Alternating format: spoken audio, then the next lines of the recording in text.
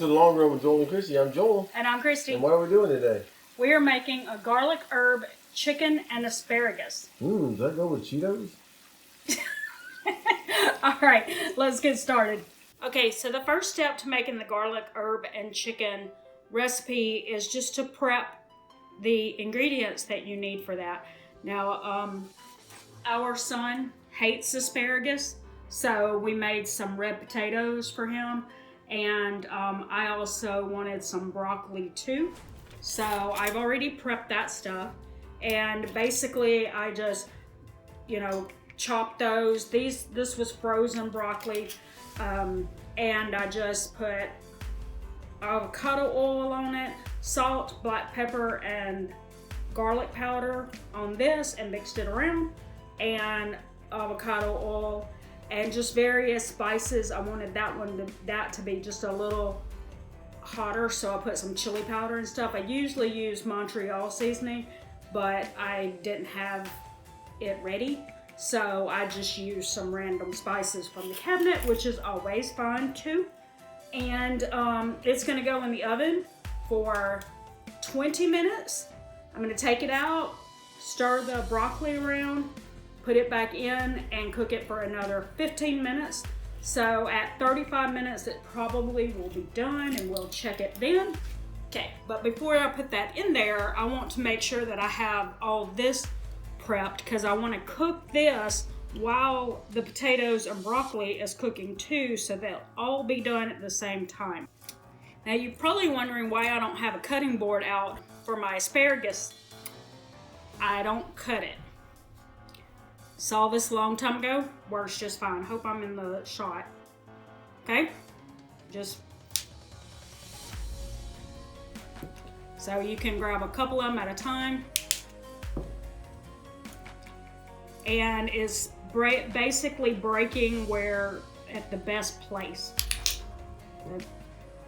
And by a little tip, you probably won't see me make the recipe, but I saved these asparagus stems one time because I had a recipe that I found that was for asparagus stem soup. It was I think it was asparagus ends soup, I think is what it was called. It was okay. It wasn't my favorite, so I probably won't make it again, but I will link it down in the description because maybe you would like it, and that'll keep you from having to throw away your asparagus ends.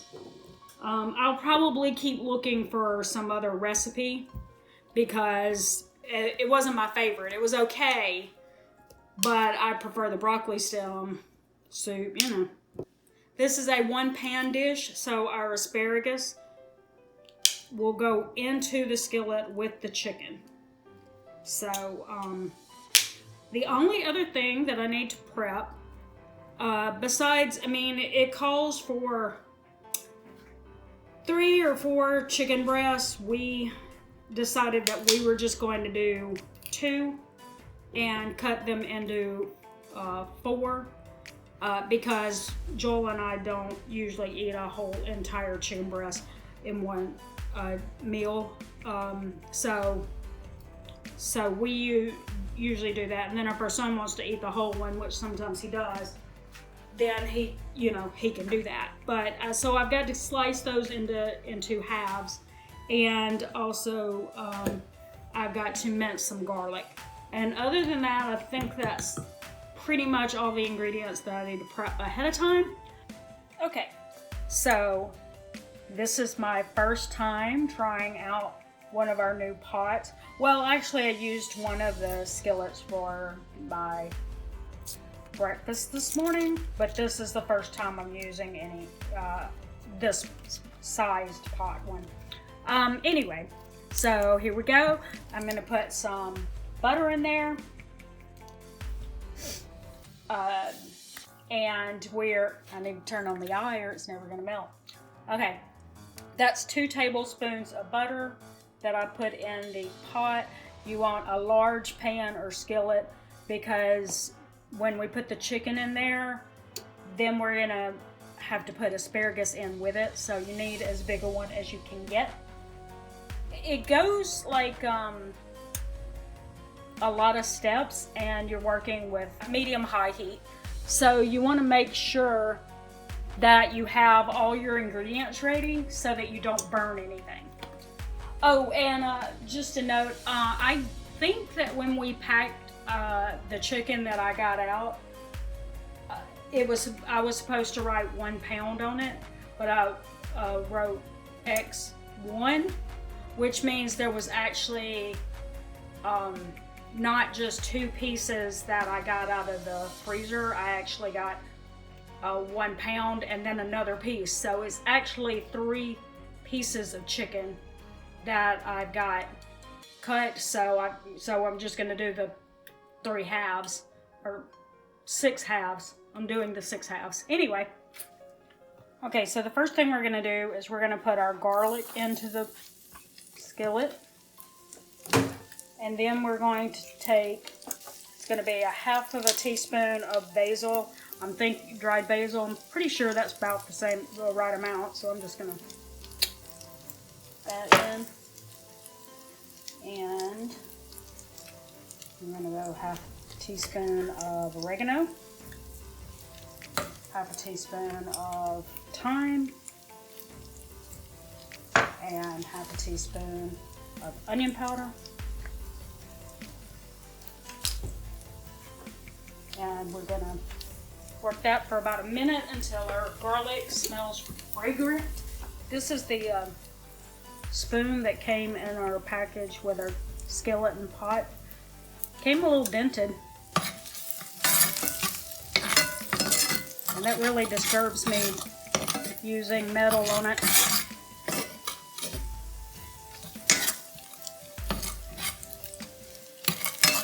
Spin your I just can't do that.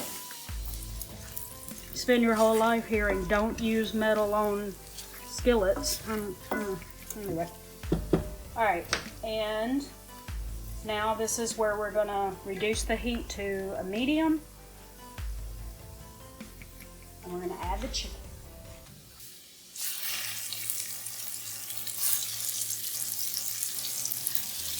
So it's supposed to pound the chicken out, so it's as thin as possible. So we're going to cook that for about 5 to 7 minutes, and then we're going to flip it for another 5 to 7 minutes. Okay, it's been 5 minutes for the first side. We're just flipping them over. Look at that. That's what you want to see. Pretty. Okay, so at this point, you want the chicken at this point to be close to cooked, but not quite. So we're just checking, a couple of them just to make sure they're not too raw on the inside. Looks like they're done, don't Yeah, pretty much. Yeah, it's cooking a lot faster in the skillet than what we used to have. Still a little not done in the middle there, but it's right. But yeah, that's what it said. Close, but not quite. Yeah. So. Okay, so we're going to go on to the next step.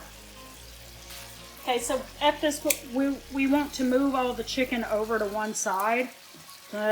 This skillet is deep, but it's not very wide, so there's not very far you can go with it. So what we're going to do is we're going to put another tablespoon of butter in there and all the asparagus right here on the side, wherever you fit it in. If you've got a bigger skillet, it might lay down a little better than that. Or if you use less chicken, which like I said, I was supposed to grab less than that, and I thought it meant it was only 1 piece in it, but it meant it was 1 pound. So ended up with more chicken than I thought. But anyway, so you got your asparagus in there. You're gonna put a little salt and black pepper on there. So basically, you do this. You're basically trying to get it coated in that butter. And as you're doing that, as it starts softening up a little bit, you start incorporating it with the chicken so that it's mixed in there really good. Need some of that. There we go. You do that for about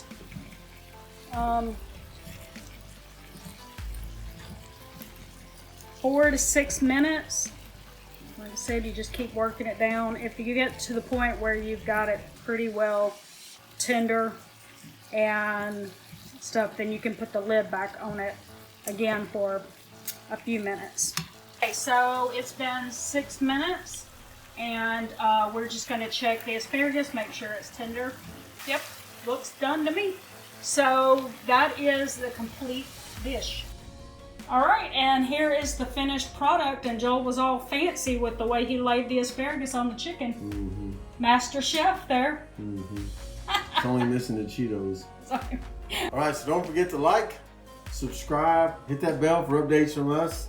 When we post new videos, you'll get at least 3 a week. And then I guess that's going to do it for us today for the Long Run with Joel and Christy. I'm Joel. And I'm Christy. And don't forget it's a long run. Give yourself a little grace. Bye.